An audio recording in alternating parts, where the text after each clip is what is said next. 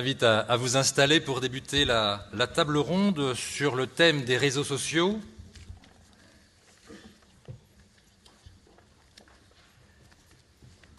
Voilà, je m'appelle Xavier Lelevé, moi je suis propriétaire des châteaux de Mains-sur-Loire et Beaugency, et Jean de Lamberty, que je remercie, m'a confié la rue de Tâche d'animer cette table ronde en vous apportant des témoignages sur ce sujet des réseaux sociaux qui est en pleine mutation bien évidemment, auquel il va être difficile d'échapper dès maintenant et encore plus sans doute dans les prochaines années. Je ne sais pas, j'aurais aimé poser une question dans la salle. Tout le monde connaît Facebook? Tout le monde? Qui ne connaît pas Facebook? Levez la main. Qui connaît Snapchat? Ah, c'est déjà un peu plus fragile, hein, c'est un peu plus fragile. On voit que les réseaux évoluent considérablement, que Facebook maintenant est un média ancien quasiment, et qu'il est à intégrer dans vos actions de communication. Et en quelques chiffres, Facebook, c'est 1,8 milliard d'utilisateurs actifs dans le monde, ce qui n'est pas rien. Instagram, c'est 600 millions.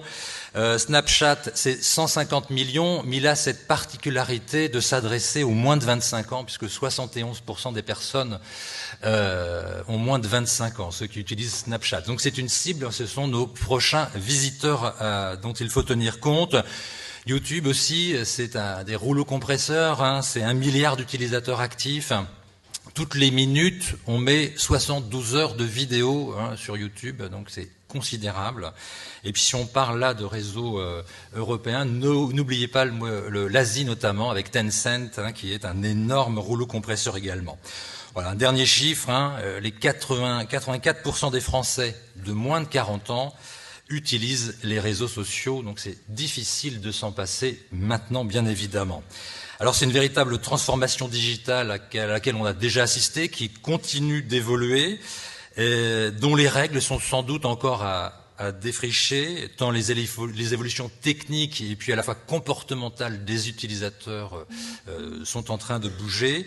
Et on vous propose de découvrir comment 3 structures ont intégré et utilisent au quotidien ces réseaux sociaux. Et pour nous en parler, j'ai le plaisir d'accueillir, on va commencer, Cédric Mignon du château de Mauss, avec également Éric Pellerin du château de Vauville, et puis Alexandre de Vaugué, accompagné de Hortense Allan, qui vont nous parler de leur mécanique de com au niveau des réseaux sociaux. On commence peut-être par Cédric Mignon. Ça va être difficile d'échapper au château de Mauss, tant il est présent sur les réseaux sociaux. Il a plus de 17 400 abonnés sur Facebook, peut-être davantage maintenant, un peu plus encore. C'est un propriétaire de château récent. Il a acheté cet incroyable château rond que vous avez sans doute vu en juillet 2016, un château qui était à l'abandon depuis une centaine d'années. C'est dire son courage qu'il a nécessairement pour entreprendre la réhabilitation de ce château. Et il va nous expliquer comment les réseaux sociaux ont porté la visibilité et la notoriété de ce château. C'est à vous, Cédric. Merci beaucoup. Je suis très heureux, moi, aujourd'hui, de témoigner devant vous du plaisir d'avoir un vieux château, parce que grâce aux réseaux sociaux, c'est tous les jours des retours, des échanges de messages, des échanges d'expériences qui vous permettent de vivre différemment votre bonheur de propriétaire d'un vieux monument. Et si moi, je voulais simplement vous donner un message, c'est oser les réseaux sociaux, vous aurez encore beaucoup plus de soutien, encore beaucoup plus d'encouragement, encore plus de petits bonheurs tous les jours, d'avoir la charge de ces vieux monuments. C'est le cas avec le château de Mauss. Donc je vais essayer, moi, très simplement, dans les 10 minutes, 12 minutes qui me sont accordées, de vous présenter un peu comment, en 18 mois, on a pu faire du château de Mauss un vieux château de Milan perdu au milieu d'une campagne peu riche, avec peu de valeur auprès des touristes ou auprès des Français et même de l'étranger. Comment on a pu en faire un monument aujourd'hui extrêmement visible 18 mois plus tard. Donc voilà, c'est cette utilisation-là que j'aimerais développer avec vous. Alors avant de vous parler des réseaux sociaux, j'aimerais en 3 photos vous présenter le château de Mauss.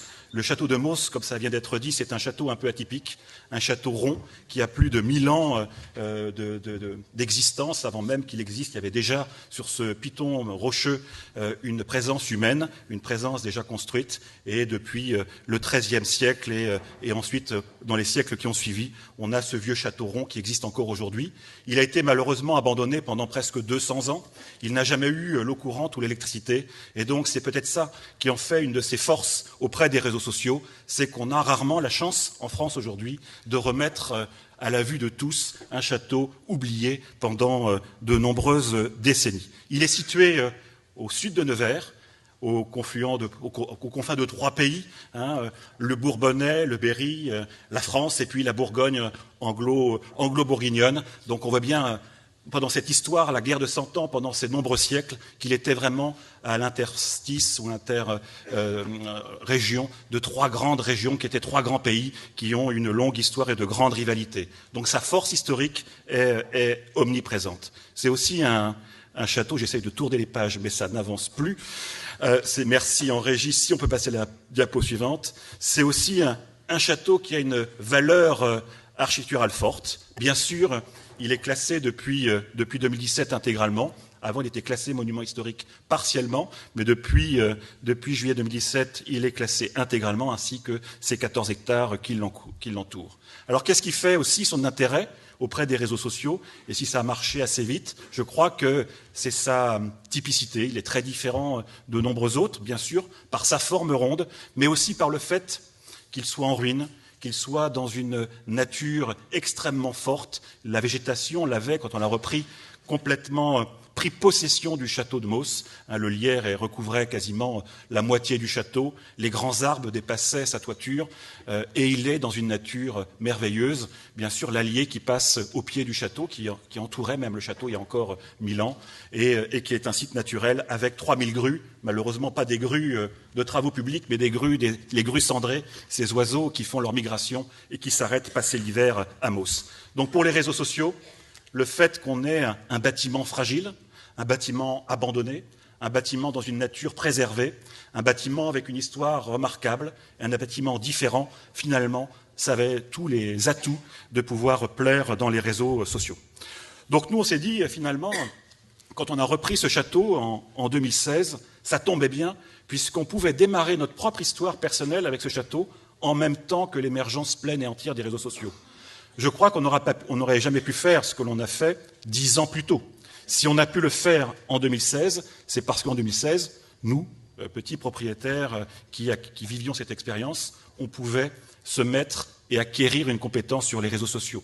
On n'aurait jamais pu faire ça 10 ans plus tôt, puisque nous n'avons aucune agence qui travaille pour nous sur les réseaux sociaux. Nous n'avons aucune personne qui fait ce que l'on fait sur les réseaux sociaux. C'est simplement mon épouse, moi-même et mes 3 filles. Et pour tout vous dire, au bout de quelques mois, quasiment, je suis le seul. Mon épouse n'est pas dans la salle, donc je peux le dire, même si elle y passe quand même de temps en temps quelques heures quand je suis à l'étranger en déplacement. Alors, quatre grands objets pour nous sur les réseaux sociaux. Aider à la décision. Nous sommes, depuis juillet 2016, dans une aventure extraordinaire et il fallait vraiment que l'on utilise la force des réseaux sociaux pour nous aider à bien comprendre comment restaurer ce château, comment pouvoir mieux le faire connaître, comment parler de lui. Et ça, c'était quelque chose d'extrêmement positif, je reviendrai dessus tout à l'heure. Développer aussi un lobbying auprès de l'administration et des entreprises. Nous nous étions dit, et vous verrez que c'était à tort, nous étions dit en ayant de bons réseaux sociaux, si ça peut nous aider à faire accélérer quelques démarches, ça sera toujours ça de prix. Développer la notoriété, puisque nous avons tous l'objectif de pouvoir développer une utilité économique de nos monuments. Et on s'était dit, ce n'est pas la peine d'attendre que le château soit complètement restauré. Si on peut développer sa notoriété avant, ça sera toujours ça de fait. Et puis ensuite, développer des ressources. Alors avant de développer ces 4 points, quelle est aujourd'hui la place de Mausse sur les réseaux sociaux? Sur Twitter, petit compte Twitter. Nous ne sommes pas des grands tweeters à ce jour. Nous avons aujourd'hui un peu moins de 1000 abonnés. Nous avons 10 000 vues de nos posts, ce qui est quand même pas mal. Et par exemple, là, vous avez l'exemple d'un de nos posts qui a été vu par 10 000 personnes. C'est déjà pas mal. Twitter, on le voit pour faire du lobbying et puis pour faire de l'information presse. Aujourd'hui, nous avons un problème, c'est comme on est récent, quand on a une actualité, la presse ne s'intéresse pas forcément à nous. Aujourd'hui, grâce à Twitter, nous sommes maintenant extrêmement bien référencés dans la presse locale et régionale, et chaque tweet, quand il est intéressant, fait l'objet d'une proposition, une demande d'article. Instagram, très important pour nous. Alors, on n'en avait pas beaucoup, on n'avait pas imaginé au démarrage ce que l'on pouvait en faire. Aujourd'hui, la photo, ce véhicule est utilisé surtout par le compte Instagram, et puis les jeunes sont majoritairement intéressés par ce type de support, et donc nous avons un très gros intérêt maintenant des jeunes. Donc depuis 6 mois, on développe Instagram pour développer ou entretenir un peu l'idée de cette ruine romantique et de la protection de la nature. Donc on utilisera Instagram pour tout ce qui est vraiment beauté de la nature, ruine romantique, vivre une expérience à travers les réseaux sociaux, de partager cette expérience de découverte d'une chose rare, d'une chose qui n'est plus aujourd'hui accessible, qui est vraiment ce côté de ruine romantique. Et puis, ce sur quoi on a démarré et qui est aujourd'hui bien installé, je pense qu'on est dans notre vitesse de croisière, c'est Facebook. La page Facebook du Château de Mausse, nous l'avons créée, je ne sais pas si j'ai le droit de le dire, mais je le dis parce qu'ici on se dit tout, quelques mois avant d'être propriétaire du Château de Mausse. On l'a créé en avril 2016. Je rappelle que nous avons signé notre acquisition le 2 juillet 2016. Donc 3-4 mois avant d'être propriétaire et de signer, nous avons décidé de créer cette page pour voir justement est-ce que le Château de Mausse suscitait de l'intérêt auprès des Français. Finalement, on s'est dit, est-ce qu'il nous plaît qu'à nous ? Ou est-ce qu'il plaît aussi à très plus largement les passionnés, les experts en patrimoine, les experts de l'art, les experts des monuments historiques. Et tout l'objet des réseaux sociaux pour nous a été justement de se conforter dans notre achat en créant cette page Facebook et en regardant les premiers retours. Aujourd'hui, vous le voyez, nous avons 17 400 abonnés, ça c'était il y a 2 semaines. Si vous regardez à aujourd'hui, on doit être à 17 600 ou 550, on en gagne à peu près 150 par semaine.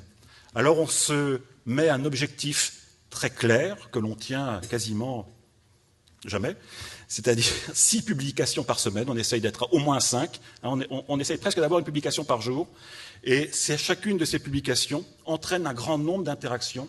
Nous avons presque 50 000 interactions. Quand on regarde les stats publiées par Facebook pour notre page, on a 50 000 interactions chaque mois, et nos publications sont vues par 300 000 personnes, qui peuvent être les mêmes personnes parfois, tous les mois. Et nous avons même maintenant, ça on ne l'avait pas imaginé, mais des abonnés à l'étranger. Nous avons 3 000 personnes qui suivent qui se sont abonnées à la page Facebook du Château de Mausse et qui sont à l'étranger, parce qu'à l'étranger, on le constate, nous, dans les échanges qu'on a avec nos abonnés, eh bien, forcément, le patrimoine n'est pas aussi riche, n'est pas aussi diversifié, n'est pas aussi important qu'en France, et ce que l'on fait, finalement, marche bien avec l'étranger. À la page suivante, si ça veut bien s'afficher, merci. Donc, je disais, ça nous sert à... Là, vous avez des exemples. À partir de maintenant, je vais montrer les 4 utilités des réseaux sociaux pour le Château de Mausse. Je le disais, la première, c'était de nous conforter dans nos décisions.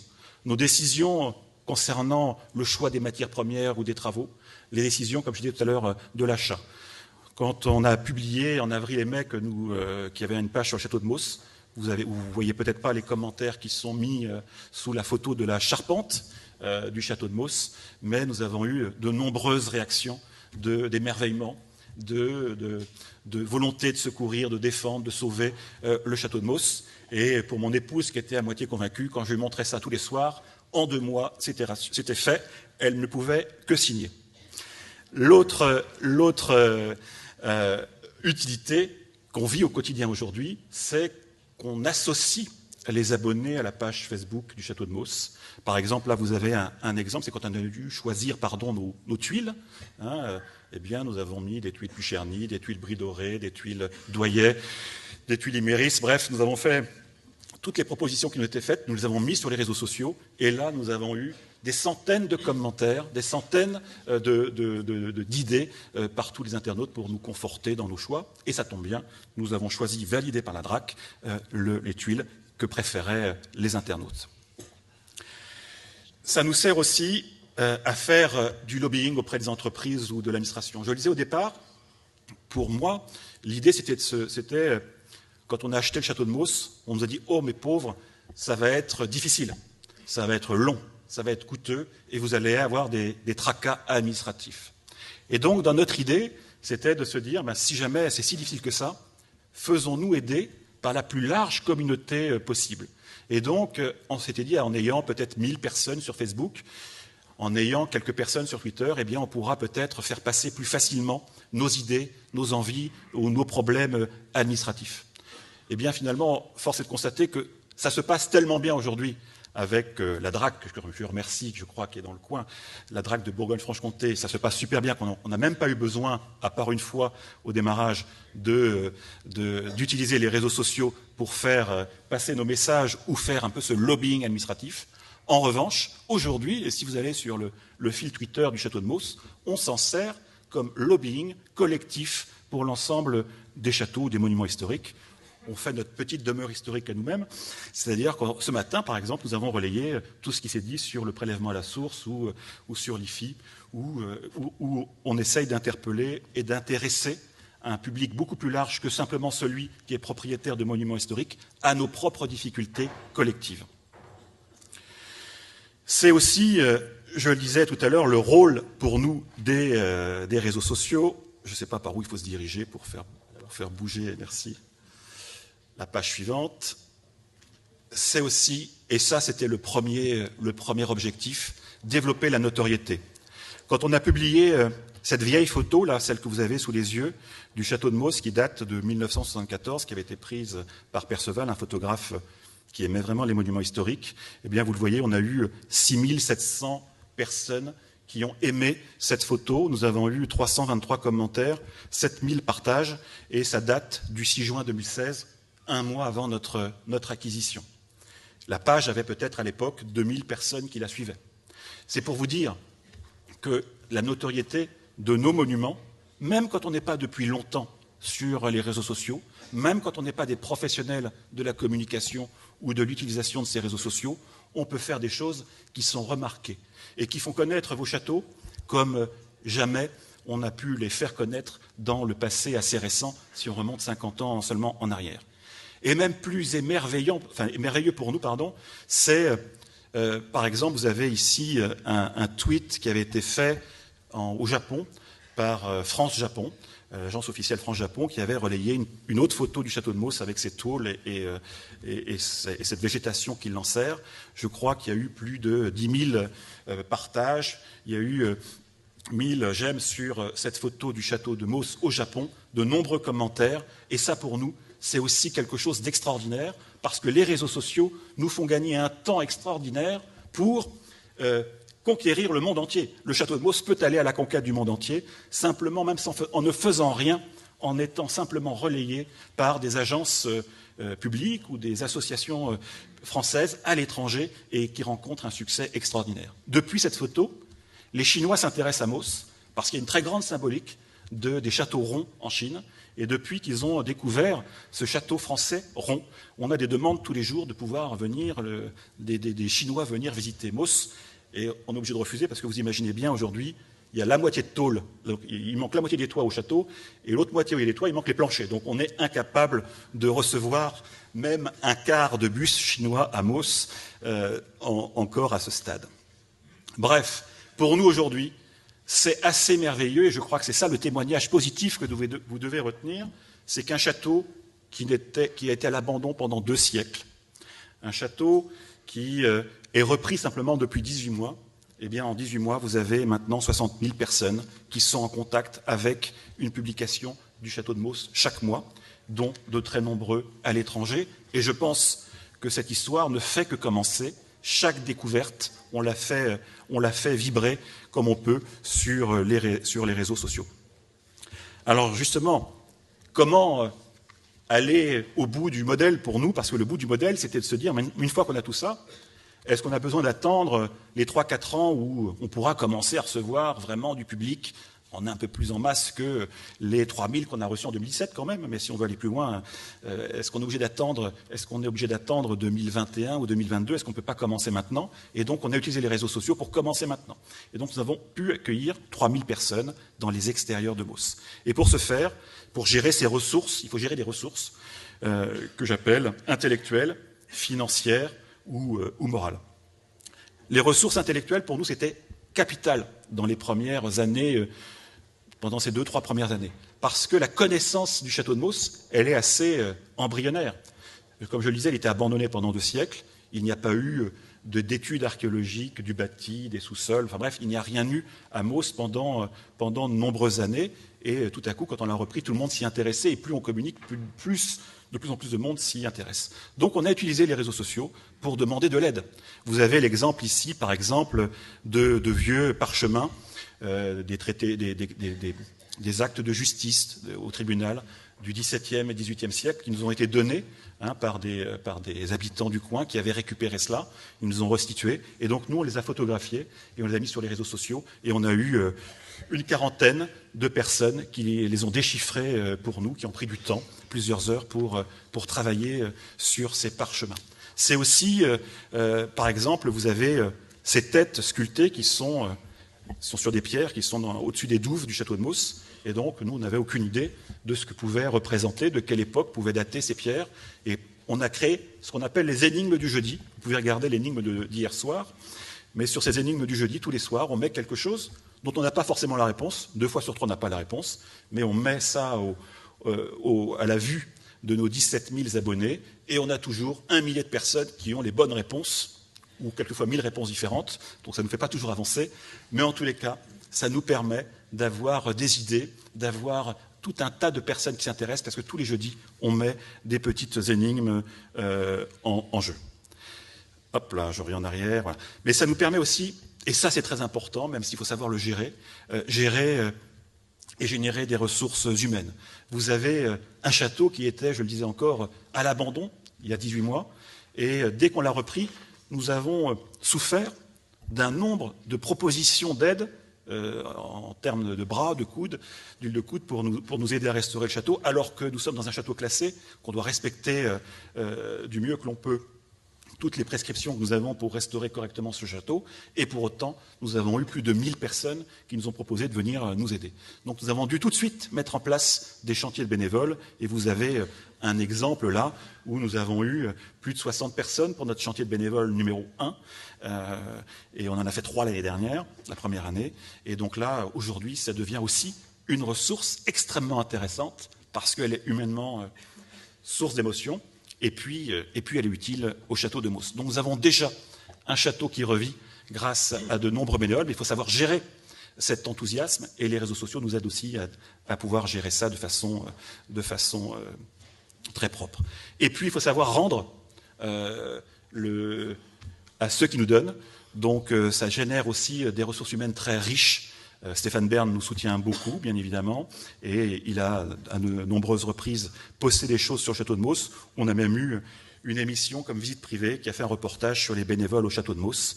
Et donc aujourd'hui, c'est plus maintenant 1000 personnes qui veulent venir, c'est peut-être 2 fois plus. Donc l'histoire se poursuit. Et puis ça peut être des ressources financières. Nous utilisons les réseaux sociaux aujourd'hui, et ça me surprend tous les jours, qui génèrent déjà des petites recettes. Alors, les bénévoles qui sont là pour nous aider à restaurer le château sont aussi là pour nous apporter leur aide. Nous avons des photographes, nous avons des historiens, nous avons aussi des intellectuels qui essayent de nous raconter le château de Mos avec des histoires très, très fines et très bien faites. Et donc, quand on a des photographes, quand on a des histoires, on peut mettre tout à coup sur le marché quelques objets. Nous avons donc un calendrier que l'on a fabriqué, qui a été financé même par l'agglomération de Nevers, et donc qui est vendu 10 €. Vous pouvez d'ailleurs en acheter si vous voulez, il en reste quelques-uns, et qui permet, grâce aux réseaux sociaux, on n'est pas obligé de venir au château pour l'acheter. Vous allez sur Facebook, vous cliquez sur le calendrier, vous payez vos 10 € par carte bancaire, et hop, les bénévoles s'occupent de vous l'envoyer par courrier directement chez vous. Notre association, nous avons une association de sauvegarde du château de Mos qui, 18 mois après sa création, a déjà 309 membres maintenant, Alors il y a une petite cotisation, certes, de 20 €, tout digital, tout se fait sur les réseaux sociaux, et la moitié des adhérents ne sont pas des gens d'à côté, ne sont pas des gens qui sont devenus adhérents parce qu'ils ont fait une visite au château de Mausse un été où ils nous ont vus travailler sur le site. Ce sont des gens qui sont à 300, 400, voire 1000 km du château de Mausse et qui ont été marqués par une photo Instagram, marqués par le site internet, dont je n'ai pas beaucoup parlé là, ou par la page Facebook, et qui n'ont eu qu'à cliquer et à adhérer avec 20 €. Avoir une association vivante de plus de 300 personnes 18 mois après, je peux vous dire que le préfet de la Nièvre en est très heureux. Le président de l'agglomération de Nevers en est très fier. Et ça nous aide, nous, remarquablement, à réussir, ce qu'on a réussi avec la DRAC, à avoir des liens remarquablement bien structurés, efficaces et positifs. Eh bien, on fait la même chose avec la préfecture de la Nièvre ou avec l'agglomération, grâce aussi à ce que l'on a pu démontrer ou la force que représentent les réseaux sociaux. Si Des Racines et des Ailes tourne depuis 6 mois à Mausse, et vous pourrez voir cette émission en mai prochain, je pense, ou en avril-mai prochain, c'est parce qu'ils ont été frappés par ce petit château vieux de 1000 ans, abandonné, qui revit grâce à la modernité de ce que sont les réseaux sociaux. Et la dernière preuve que ça peut générer des ressources financières, c'est l'opération qu'on mène en ce moment avec la demeure historique pour développer le financement participatif avec le site de financement participatif d'Artagnan. On a créé le team de 4 châteaux avec Lasset, Giseux et La Roche-Millet et Mausse. Et donc sur les réseaux sociaux, on active notre communauté pour avoir des dons. Et on a eu 12 000 € de dons en 25 jours. 12 000 € de dons, c'est rien par rapport aux 850 000 € de la première tranche de travaux. Ce n'est rien par rapport aux 850 000 € de la deuxième tranche et de la troisième tranche. Mais ça fait vibrer aussi les gens de pouvoir participer très directement. Et justement, vibrer, c'est un peu ce que l'on essaye de faire. Nous, on essaye aussi de générer beaucoup de ressources émotionnelles. C'est-à-dire qu'avec les réseaux sociaux, on commence une expérience qui démarre à 1000 km et qui va finir localement. Vous avez là devant vous une de nos bénévoles, France, elle s'appelle. France vit au Québec. Elle est venue à notre premier chantier de bénévoles et elle a une longue maladie. Et donc tout de suite, tous nos fans, tous ceux qui connaissent Mausse et qui ont suivi son expérience l'année dernière ont été très marqués par ce qui lui arrive. Ou c'est, par exemple, l'autre photo, encore tout aussi remarquable, même si elle est d'un registre émotionnel très différent, c'est Madame Balleret, dont le mari était agriculteur sur les terres de Mausse. Il est décédé il y a 3 ans, mais il y a 20 ans, il avait récupéré un des écus soi-disant dans les douves. Il l'aurait récupéré et protégé, parce qu'il l'avait trouvé dans les douves du château de Mausse. Mais il a certainement bien fait de le mettre à l'abri, et il avait dit à son épouse, si un jour le château est restauré et revit, eh bien, j'aimerais que ça soit restitué. Donc ces histoires sont oui, c'est même très dur pour moi d'en parler, ça c'est des émotions très fortes, mais c'est ça, la vie de nos monuments. Je crois que les réseaux sociaux nous aident beaucoup à accélérer cette vie forte que l'on doit à nos monuments, une vie émotionnelle, une vie financière, trouver de nouvelles ressources, une vie intellectuelle, faire en sorte que tout Français qui est passionné d'histoire, passionné d'architecture, puisse petit à petit s'approprier de nos monuments en y apportant sa petite pierre à l'édifice, même s'il n'est pas bricoleur, même s'il n'est pas entretient pas des jardins, il est forcément très fort. Donc, pour moi, et ça sera ma conclusion, les réseaux sociaux et les monuments historiques, c'est l'alliance du meilleur de la tradition et du meilleur de la modernité. Nous avons le meilleur de la tradition, personne ne le remettra en cause, tout le monde, qu'on soit pour ou contre les châteaux, nous reconnaît cela.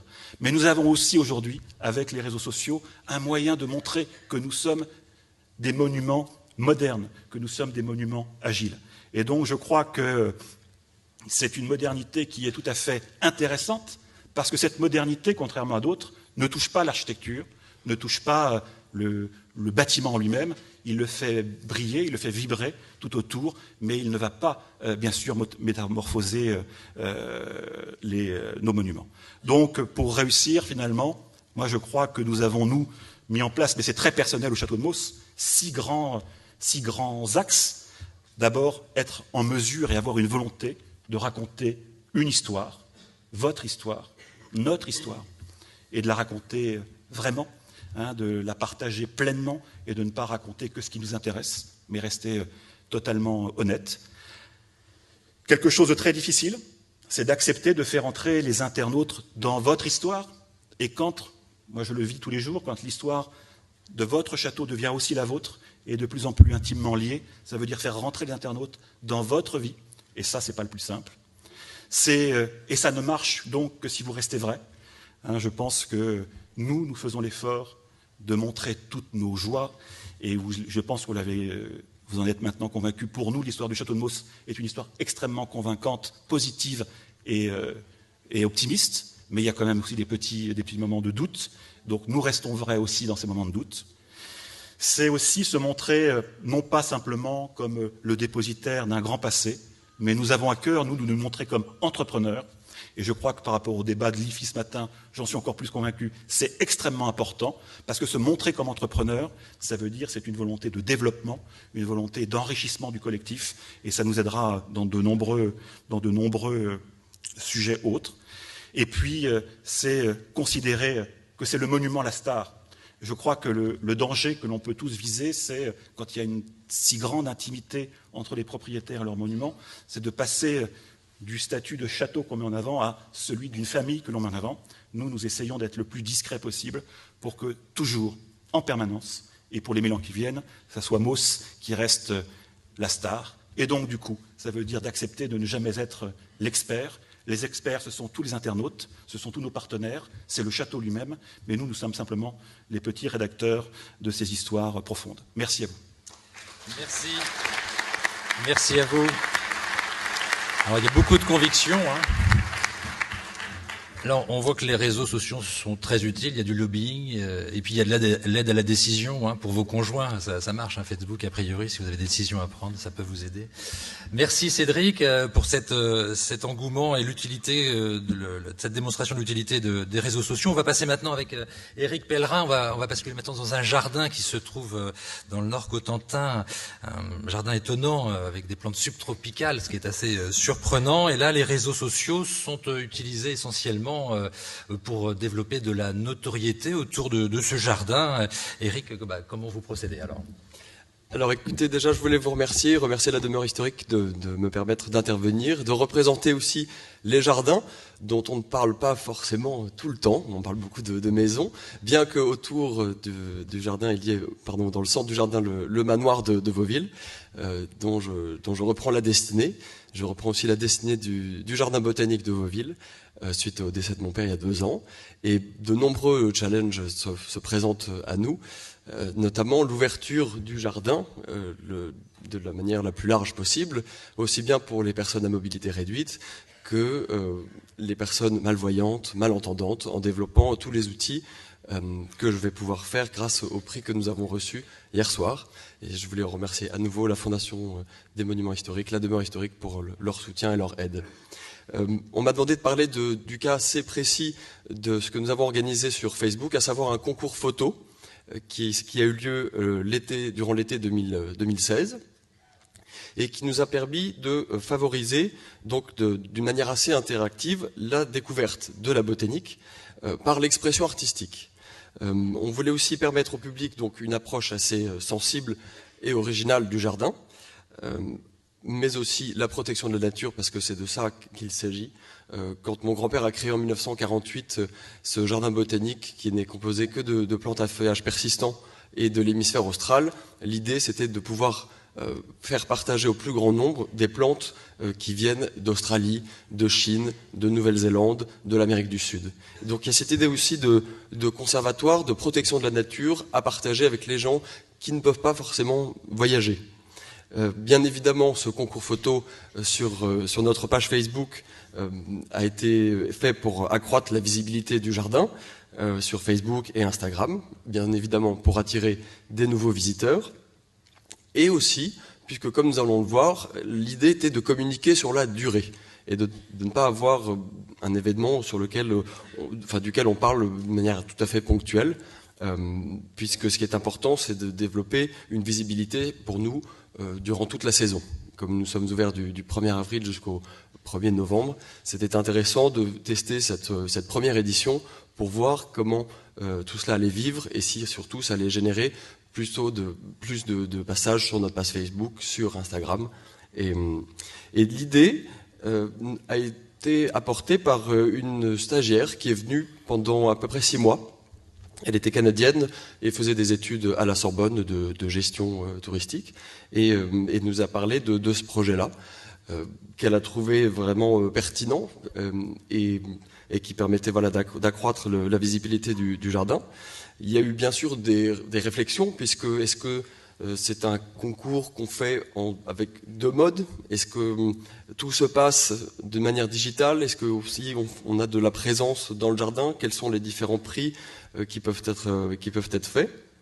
On a donc pensé à un prix du jury en regroupant 4 personnes éminentes de la photographie et du jardin dont on va parler ensuite. Et en plus du prix du jury, nous avons pensé à un prix du public.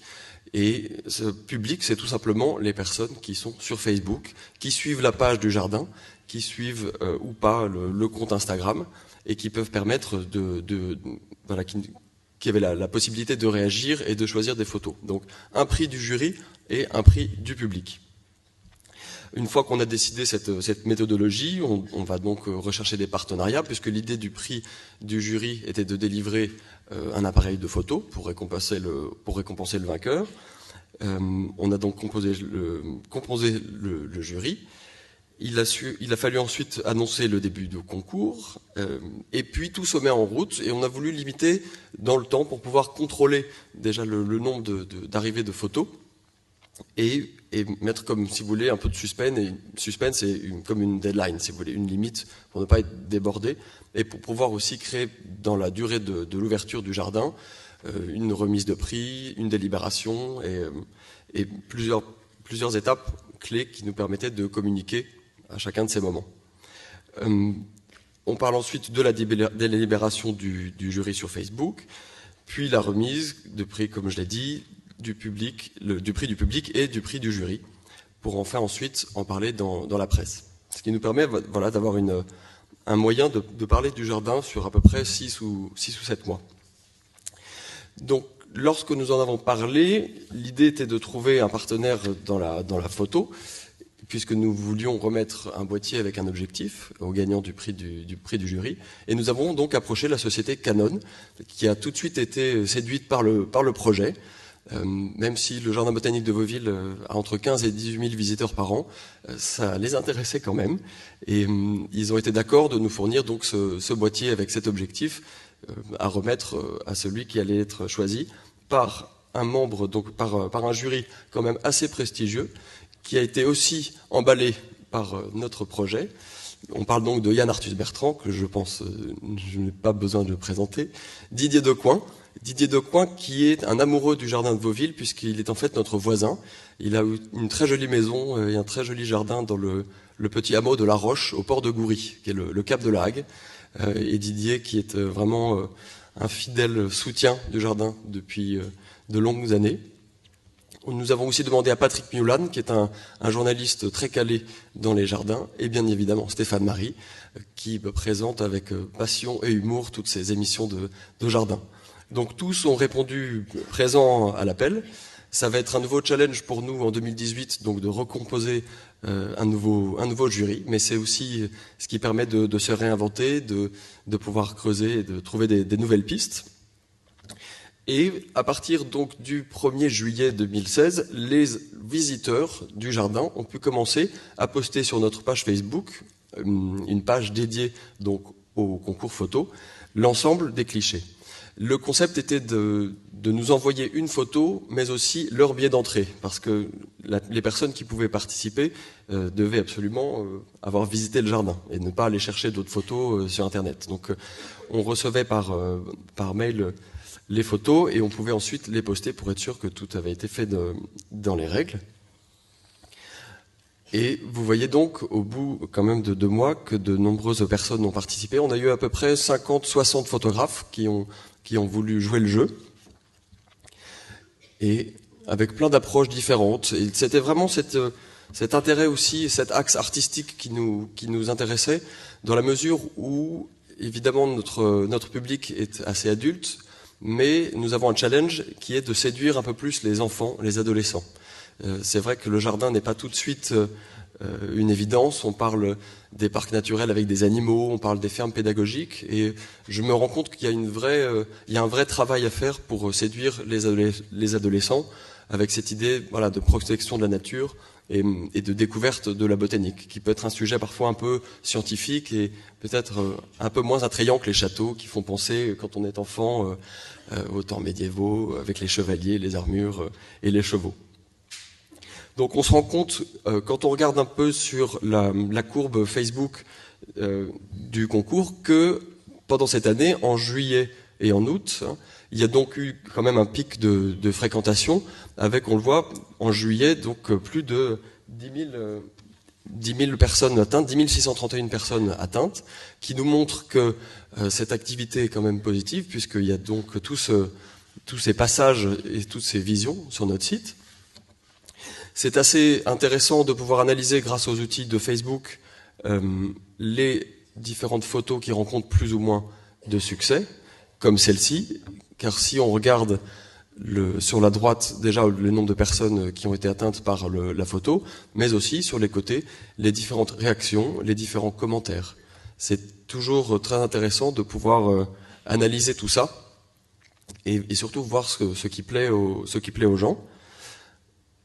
Une fois que le concours est donc terminé, à la fin du mois d'août, on poste les différentes photos qui ont gagné, notamment celle-ci, donc celle de Hervé Mallard, qui est le gagnant du prix du jury, qui représente un très beau Cryptomeria japonica, qu'on peut voir dans l'allée chinoise, un arbre japonais très beau, qui est taillé en nuage et qui se protège du vent en poussant comme ça à la verticale.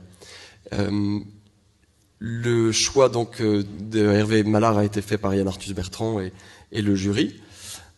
On a ensuite eu donc cette photo que vous avez vue, qui est donc celle qui a gagné le choix du public. Ça a été très simple à organiser. Une fois que nous avions notre galerie à la fin du mois d'août avec les 50 photos, il fallait juste comptabiliser le nombre de likes, donc le nombre de j'aime, de tous les internautes qui avaient cliqué sur leur photo préférée. Et la photo qui remportait le plus de likes était bien évidemment la gagnante. Jusque-là, rien de sorcier. À ce moment-là, donc, on prévient les gagnants du concours et on organise dans un second temps la remise du prix.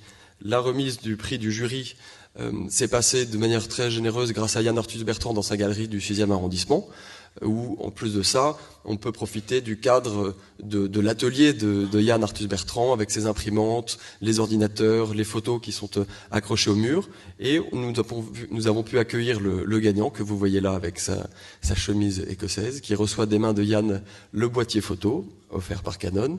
On voit aussi Patrick Mulan, Madame de Coin, Cléophée Turquem, ma mère, qui évidemment participe à la vie du jardin depuis plus de 20 ans et que j'aide avec le plus grand plaisir pour cette suite de l'aventure. Et à chaque fois, bien évidemment, on communique sur ces événements. Donc là, nous étions dans la galerie de Yann et on poste aussi bien une photo donc de cette réception de prix, aussi bien sur Facebook que sur Instagram. Donc à chaque fois, on peut toujours communiquer dans la durée qui était moi mon objectif, puisque, comme vous le savez, le jardin n'est pas ouvert l'hiver. Donc c'est aussi important d'avoir cette présence et de pouvoir poster des images intéressantes qui racontent quelque chose. Là, vous voyez donc sur la droite Monsieur Gusman qui travaille chez Canon, qu'on voulait aussi jusqu'au bout lié au projet. Et donc là, on peut découvrir et toujours mettre et partager les images de cet événement. Donc là, on voit une photo qui sort d'une imprimante dans l'atelier d'Yann Arthus Bertrand. Et dans un second temps, nous avons donc donné aussi son prix au gagnant du prix du public, à savoir un bon de 100 € d'achat de plantes du jardin. Donc il est reparti avec un très beau Trachycarpus fortunei, des Eryngium et d'autres petites plantes que j'arrive pas à voir d'ici. Et là, ce qui s'est passé, c'était très intéressant puisque ce gagnant habitait Cherbourg. Et c'était donc un moyen pour nous d'en parler à la presse puisqu'on avait annoncé le concours. Et c'était d'autant plus fort qu'un voisin gagnait le concours et de ce fait, la nouvelle pouvait être relayée avec un message un peu plus fort, un peu plus prenant. Et puis surtout, il a pu venir chercher les plantes qui nous ont permis d'immortaliser le moment, de le partager à nouveau dans un second temps. C'est très intéressant de voir que cette action a été positive puisque on analyse là notre nombre de personnes, le nombre de personnes qui aiment la page du jardin, qui j'espère va grandir aussi un des chiffres grandissant aussi bien que le château de Mauss. Et donc on se rend compte que dans l'année 2016, au mois de mai, il y avait comme une constante de personnes qui aimaient le jardin, qui dépassait un peu les 1000 personnes. Et vous voyez qu'à partir du début de l'été et du concours, donc juin, juillet, août, la courbe a complètement progressé pour arriver ensuite en septembre, octobre, à nouveau grandissante. Donc là, j'ai pris expressément une période d'1 an pour se rendre compte de l'évolution. On peut donc constater que c'est quand même assez positif et qu'il faut réitérer l'action, ce que nous faisons l'été prochain, qui célébrera en plus les 70 ans du jardin. Et donc on voit que bien évidemment, là je vous ai mis des captures d'écran de parution dans la presse digitale, mais on a eu aussi des relais dans la presse de la Manche et d'autres articles, notamment là sur Ouest France et Hague FM, une radio que je vous recommande du Cap de la Hague, à côté de laquelle il ne faut pas passer. Voilà, donc ce concours photo nous permet vraiment d'être en lien avec notre public, mais aussi avec les personnes qui ne connaissent pas encore le jardin. Et ce qui est très intéressant avec Facebook et ce genre de concours, c'est que le lien est vraiment exponentiel. À partir du moment où une personne qui participe au concours poste sa photo et va dire à tout son réseau, regardez, allez sur la page Facebook du Jardin botanique de Vauville, j'y participe, il faut me faire gagner. Et bien là, vous avez énormément de personnes qui viennent aimer une photo, et à mesure que ces personnes-là aiment une photo, c'est aussi répercuté sur leur page Facebook. Donc il y a cette espèce de phénomène tentaculaire qui va vers de plus en plus de visiteurs et qui nous permet d'avoir cette circulation et cette renommée pour continuer à partager le jardin, à continuer à s'en occuper du mieux que nous pouvons avec les outils modernes, puisque ce qui est vraiment important, c'est d'être présent sur ces réseaux, mais comme le disait tout à l'heure Cédric, de pouvoir utiliser tout ce qui est à notre portée pour la réservation, notamment avec Patrivia, qui est un très bon exemple de billetterie en ligne, mais aussi d'être très présent avec les offices du tourisme, qui ont maintenant presque tous des plateformes de réservation pour les groupes, pour leurs particuliers, en proposant des packages. Et voilà, et donc je suis très heureux d'avoir participé à ce concours. J'espère que ça vous donnera des idées. Je sais par expérience aussi que tout ce qui concerne les ordinateurs, Internet, les applications, est plus facile d'accès à certaines personnes. Et pour ça, n'hésitez pas à vous faire aider par vos enfants, par vos petits-enfants, par tous ceux qui peuvent vous aider à avancer avec les emails et tout ce qui concerne le digital, qui peut être un peu abscon pour certaines personnes. Mes parents sont passés par là et c'est un apprentissage qu'il faut faire accompagner, je pense, si vous avez des difficultés. Merci beaucoup. Merci Eric. Merci beaucoup. Alors, notez les questions éventuelles que vous pourriez avoir pour Eric ou bien pour Cédric, puisqu'on aura à l'issue de cette table ronde un échange de quelques minutes. 2-3 questions quand même, ça vaut la peine, parce qu'on a de belles expériences là qui sont partagées. Et on va enchaîner tout de suite avec le vaisseau amiral de cette table ronde, qui est le château de Vaux-le-Vicomte. Alors là, on est dans des chiffres qui donnent le tournis. C'est d'abord 300 000 visiteurs, évidemment. Et puis, en termes de Facebook, on a plus de 54 000 abonnés. Donc, on a là quelqu'un qui utilise avec beaucoup de réussite ces réseaux sociaux. Alors, est-ce que c'est une panacée? Quelles sont les limites? Alors, avec Hortense, vous allez nous expliquer tout ça et nous donner un petit peu comment vous avez intégré, pour une communication qui est vraiment assumée chez vous, qui est un service de communication à part entière, le service des réseaux sociaux. Merci beaucoup pour cette introduction qui nous rend un petit peu timide, parce que certes les chiffres sont impressionnants, mais finalement c'est Vaux-le-Vicomte et on pourrait les doubler, les tripler dans les quelques années à venir, je l'espère. Je suis donc avec Hortense Alland, notre chargée de communication, et c'est pourtant moi qui me suis occupé au tout début des réseaux sociaux, et pour vous expliquer un petit peu ça c'est le petit sommaire, on va passer. L'historique, c'est que on s'en occupait avec mon frère d'abord, Jean-Charles, ensuite moi, et puis on postait, on facebookait, on tweetait de temps en temps ce qui nous passait un petit peu par la tête. On s'est évidemment rendu compte très rapidement que c'était là un métier, une expertise, et qu'il fallait apprendre à s'en servir, et qu'il y avait des règles, et c'est un petit peu ces règles dont je vais vous parler au départ, et puis ensuite Hortense rentrera dans le dur du sujet avec l'actualité. Et donc ça sera un petit peu scolaire, il n'y aura pas des belles histoires comme on nous a raconté à l'instant, un petit peu didactique, mais voilà en tout cas quelques bonnes pratiques à adopter.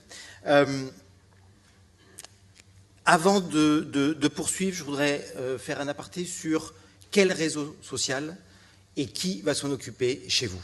Je pense on est évidemment au début attiré par tous ces réseaux. Il y en a plein, une petite dizaine. On les a nommés tout à l'heure. Et Xavier a parlé essentiellement d'un chiffre assez impressionnant. C'est le nombre d'utilisateurs de Facebook. Donc je pense que si vous avez un réseau à privilégier, c'est bien Facebook. C'est en termes de visibilité et d'utilisation, celui qui dépasse de loin tout le reste. Donc si vous avez un petit peu de temps, consacrez-le d'abord à Facebook. Qui va s'en occuper? Au début, c'était nous, comme je vous le disais, Jean-Charles ou moi. Maintenant, c'est Hortense, parce qu'effectivement, on a une structure, un château important, et on a délégué cette tâche de raconter des histoires à nos internautes et à nos communautés via Hortense, chargée de communication. C'est vous, propriétaire, dépositaire, responsable de votre lieu, qui allez évidemment vous en occuper en premier lieu. Et c'est vous qui savez avec quel ton, avec quelles histoires vous allez pouvoir émouvoir, attirer, intéresser et développer votre communauté. Vous êtes évidemment les mieux placés pour le faire. Ensuite, on s'est à un moment donné posé la question, est-ce qu'on embauche ou est-ce qu'on fait appel à un freelance, par exemple, pour s'occuper 2 ou 3 fois par semaine des réseaux sociaux? Non, on ne va pas donner finalement le cœur de ce qui fait notre vie quotidienne à quelqu'un qui ne fait ni partie de l'entreprise, ni partie de la famille, et qui en plus ne viendrait que 2 ou 3 fois par semaine. Il faut évidemment vivre sur le lieu, y travailler tous les jours pour sentir le pouls de votre monument et pouvoir justement en parler comme on l'a dit tout à l'heure avec Cédric. Les bonnes pratiques sur Facebook. Donc nous on est sur 4 réseaux sociaux principaux. Évidemment, d'abord Facebook avec des règles très précises. La prise de parole, c'est-à-dire quand vous allez poster, quand vous allez raconter quelque chose, c'est minimum effectivement 3 fois par semaine. Et puis vous allez tester, même si on se rend compte que effectivement le soir en semaine et à midi le week-end, ce sont des timings qui sont optimum parce que les gens regardent leur téléphone, leur Facebook, leur Internet, etc. à ces heures-là. Mais c'est bon dans votre communauté, qu'elle soit peut-être plus rurale que la nôtre, à Vaux-le-Vicomte, de tester sur donc, un certain nombre de posts que vous allez poster à une certaine heure, à un certain jour de la semaine, et voir les retours que vous avez. Et ensuite de pouvoir élaborer vous-même votre grille, votre calendrier, je dirais, de posts. Les mises en place de jeux concours, ça c'est ce qu'on a fait après un certain temps de maturité, je dirais, parce que ça prend un petit peu du temps, mais c'est vrai que c'est, et on a eu un excellent exemple avec Eric, un moyen de sortir du quotidien et d'intéresser des gens qui seraient peut-être moins intéressés par le quotidien justement de notre monument et qui, parce qu'il y a un jeu, parce qu'il y a quelque chose à gagner, vont s'intéresser à votre page Facebook via le jeu concours. Le quiz, je laisserai Hortense en parler mieux que moi. Instagram. Instagram, on vend du beau, on vend du rêve, on vend de l'harmonie, on vend. Donc il faut en parler, et c'est ce qui fait aussi rêver. Et alors, il y a un moyen extrêmement simple de le tester, c'est vous poster. Donc Instagram, c'est vraiment focalisé sur la photo, où on poste des photos, et vous postez une photo moyenne, et vous postez une belle photo. C'est du simple au quadruple. Le nombre de retours, le nombre de likes, le nombre de partages. Et on a des monuments extraordinaires, on a des vieilles pierres, on a un paysage dans lequel s'inscrit notre monument. Prenez des photos. On prend des photos avec, je ne l'ai pas ici, mais avec un appareil de photo. N'hésitez pas à utiliser aussi les petites les options pour corriger le contraste. C'est vraiment aujourd'hui sur les appareils de photo, ça se fait de manière extrêmement facile. Et on poste des belles photos et vous allez voir le retour que vous avez juste avec des photos du quotidien.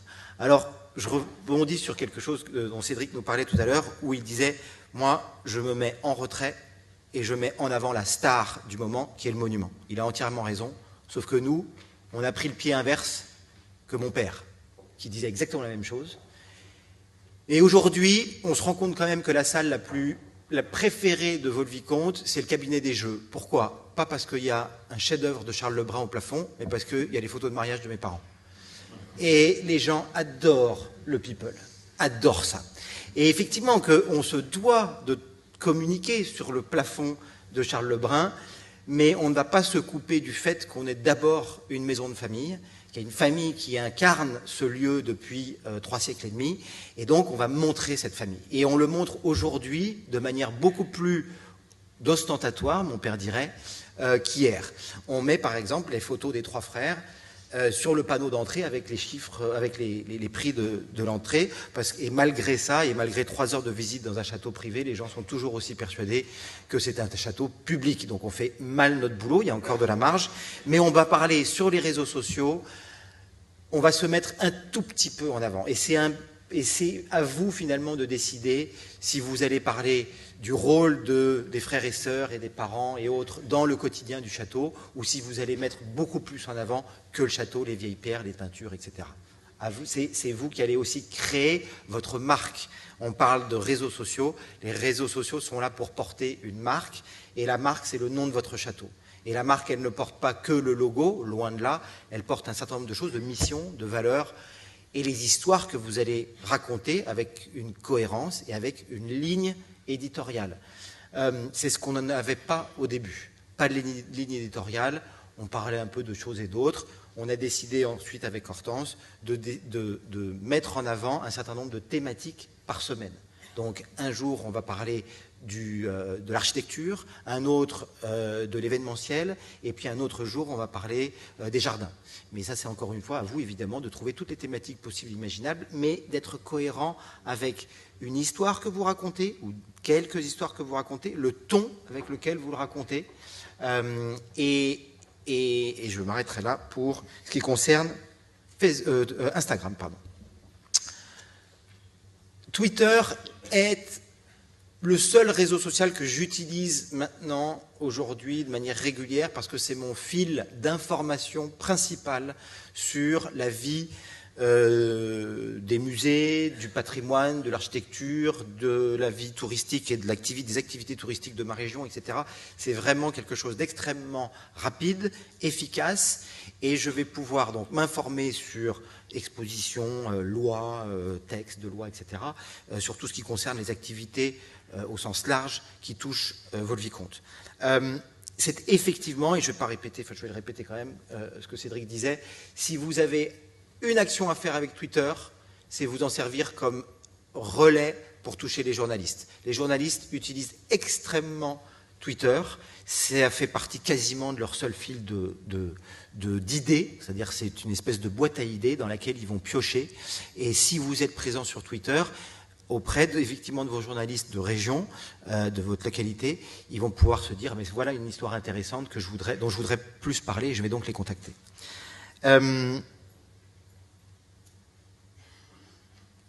Les hashtags. Vous savez ce que c'est qu'un hashtag? On va préciser peut-être. Une dièse. Je crois que ça a été refusé. Enfin voilà. Aujourd'hui, on utilise les hashtags, c'est-à-dire des espèces d'encre ou de mots-clés que vous mettez à la fin de votre post, qu'il soit sur Instagram, Twitter, Facebook ou autre. Et c'est une manière finalement de élargir votre communauté, élargir plutôt la visibilité de votre post en disant à tous ceux qui sont abonnés au hashtag patrimoine, si vous mettez votre petite histoire et à la fin hashtag, c'est-à-dire dièse patrimoine, vous allez avoir tous ceux qui sont, il faut que je me presse, abonnés à hashtag patrimoine qui vont voir votre post. C'est pas là? Si? Non? On va passer la slide, s'il vous plaît. Voilà. Voilà, préconisation, et ça je vais la passer, la vidéo est effectivement très importante, il faut un tout petit peu de moyens, ne faites pas les choses de manière trop amateur. Le niveau des réseaux sociaux aujourd'hui est extrêmement professionnel, la qualité et des photos et des posts et des vidéos est excellente, donc faites appel peut-être à un cousin, à un frère, à un ami qui manie bien la caméra et le montage pour faire vos vidéos. Soyez proches des gens, attendez, excusez-moi, ça c'était avant, soyez proches des gens, utilisez un ton qui soit cohérent, encore une fois, avec votre marque et avec qui vous êtes et avec ceux avec quoi vous voulez raconter des histoires. Et n'oubliez pas les blogueurs, les Instagrammeurs, les YouTubeurs, c'est-à-dire des professionnels des réseaux sociaux que vous devez inviter chez vous de la même manière que vous faites des voyages de presse. Invitez-les chez eux comme n'importe quel journaliste, mais ne mélangez pas, a priori, ceux-là, les blogueurs, Instagrammeurs et autres, et les journalistes. Ce n'est pas des communautés qui se mélangent beaucoup. Voilà, parole à Hortense qui va vous parler plus en détail de ce que nous faisons aujourd'hui. Ouais. On a très peu de temps, malheureusement, le temps est déjà écoulé. Je vais vous demander, je suis navré, mais d'essayer voilà, de faire une petite synthèse. Voilà. Bien. Bonjour à tous. J'essaierai d'être du coup concise avec des mises en pratique. Donc, je vais sélectionner quelques exemples, notamment les jeux concours, qui sont vraiment une très très bonne manière de parler à votre communauté et surtout de la faire s'investir, parce que une communauté est utile quand elle est investie et quand elle commente, quand elle partage, quand elle like. Donc les jeux concours, c'est le meilleur moyen de faire, notamment donc avec l'utilisation de ce hashtag ou ce dièse, mais également en leur posant des questions. Donc les jeux concours et les quiz, c'est facile, on leur pose une question normale. Au cinéma, on leur proposait quel costume ils préféraient, ou à Noël dernièrement, vu que notre thème à Noël est la gourmandise, quelle est votre gourmandise préféré. C'est vraiment quelque chose qui peut parler à tout le monde, mais qui donne envie de participer. Et donc, en fait, ça donne envie de liker. Donc, bien sûr, toujours, comme Alexandre l'a dit, il faut penser à mettre des photos qui sont très, très jolies, parce que c'est ça qui va faire partager, mais aussi donner envie aux gens de participer en les incitant, en les remerciant quand ils ont une bonne réponse, en leur répondant quand ils ont des questions, pour avoir un côté très humain avec la communauté et toujours être dans l'échange pour avoir une communauté active. Ça s'est passé après cette présentation, mais à Noël, nous avons eu un jeu concours le 20 novembre qui nous a donné quand même 500 followers supplémentaires sur Facebook en un jour, qui a été absolument exceptionnel. Donc les jeux concours sont très très porteurs. Ça nous a permis typiquement d'avoir 2700 partages sur un seul post. Donc je vous invite vraiment à mettre ça en place. C'est une bonne pratique qui ne peut pas mal se passer, on va dire. Les vidéos également, donc c'est une très bonne pratique puisque les gens ont envie maintenant d'un contenu interactif. C'est un peu le côté télévision des réseaux sociaux, c'est-à-dire qu'on n'a rien à faire, mais il y a un contenu qui se déroule devant nous et ça a toujours énormément de succès. Donc j'ai mis typiquement notre vidéo des chandelles, mais surtout notre vidéo de la journée grand siècle en bas que vous verrez, qui a eu une portée de plus de 300 000 personnes. Donc même pour nous, c'est absolument exceptionnel. Une vidéo peut devenir virale et vous savez même pas pourquoi, c'est juste les gens qui ont partagé, qui ont aimé et ça devient un buzz juste parce que vous avez une jolie vidéo. Ça peut être un vrai travail de faire une vidéo, mais ça sera vraiment quasiment tout le temps du travail bien investi de faire des jolies vidéos et de les partager sur vos réseaux sociaux. Ensuite, je vais aller un peu plus dans les chiffres par rapport à notre évolution personnelle sur les réseaux sociaux. Donc, nous avons eu une période un petit peu, on va dire, stable, où on n'avait pas énormément de temps pour s'investir sur les réseaux sociaux. Et donc, j'ai préféré prendre sur les 3 dernières années nos réseaux sociaux et ensuite de faire un focus par rapport à nos concurrents. Donc ce sont des châteaux qu'on va dire de taille à peu près similaire à laquelle nous trouvons, on va dire, confrontés et que nous aimons, à qui nous aimons nous comparer pour essayer de toujours nous donner des objectifs et bien sûr pour les dépasser. Donc nous avons de notre côté pris le château de Fontainebleau et le domaine de Chantilly. Pour faire un focus sur Facebook, donc l'année 2015 a été assez stable comme vous l'avez vu, et en fait en 2016 on commence à se poser des questions et notamment à élaborer une ligne éditoriale, à arrêter de faire des semaines entières sans post, en fait à vraiment avoir une régularité de post, à apporter une attention particulière aux photos et on voit que ça décolle assez vite pour avoir une année 2017 qui décolle tout à fait. Donc c'est vraiment, les réseaux sociaux, on sait que c'est chronophage, mais c'est plus vous y intéressez, plus ça marchera. Donc c'est vraiment les chiffres vous le montreront. Et si on passe aux autres réseaux sociaux, donc aux concurrents, je veux dire, vous verrez bien que le château de Vaux-le-Vicomte donc, est très heureux l'année 2017 d'être passé devant le château de Fontainebleau. Fierté personnelle. Concurrent mais néanmoins ami. Bien sûr, concurrent mais néanmoins ami. C'est important de se donner des objectifs en interne aussi, mais même avec le château de Fontainebleau avec qui on s'appelle et on sait très bien ce qui se passe chez les uns chez les autres, parce que ça permet de savoir où l'on se situe et d'être content, mais typiquement de ce type d'avancée. Et bien sûr, pour nous, donc le prochain objectif sur Facebook sera le domaine de Chantilly.